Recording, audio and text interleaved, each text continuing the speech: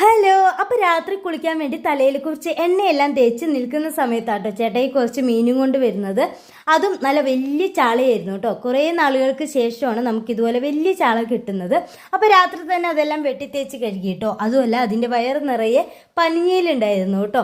അപ്പോൾ പിന്നെ തലേ ദിവസം ഇതുപോലെ കുറച്ചെടുത്ത് കറി വെച്ച് കഴിഞ്ഞാൽ പിറ്റേ ദിവസം നമുക്ക് വേറെ കറിയൊന്നും വെക്കേണ്ട ആവശ്യമില്ല കേട്ടോ. അപ്പോൾ അതിൽ നിന്ന് കുറച്ച് വറുക്കുകയും ചെയ്യാം, കുറച്ച് കറിയും വെക്കാമെന്ന് കരുതി. അതുമല്ല മക്കൾക്ക് പിറ്റേ ദിവസം സ്കൂളിൽ ഓണസദ്യയാണ്, അവർക്ക് ചോറ് കൊണ്ടുപോകേണ്ട ആവശ്യമില്ല കേട്ടോ. അങ്ങനെ ഒരു ഗുണവും കൂടി ഇവിടെയുണ്ട്. അപ്പോൾ പിന്നെ മീൻകറി കൂട്ടി ചേട്ടായി അങ്ങ് ചോറ് കൊണ്ടുപോയിക്കോളൂ കേട്ടോ.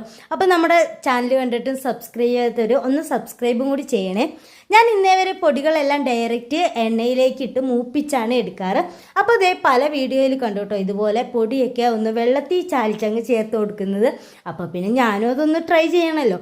അങ്ങനെ ഞാൻ അതുപോലെ തന്നെ ചെയ്ത് നോക്കി കേട്ടോ. വലിയ വ്യത്യാസമൊന്നും എനിക്ക് തോന്നിയില്ല. ഞാൻ വെക്കുന്ന അതേ കറിയുടെ ടേസ്റ്റ് തന്നെയാണ് കേട്ടോ എനിക്ക് കിട്ടിയത്.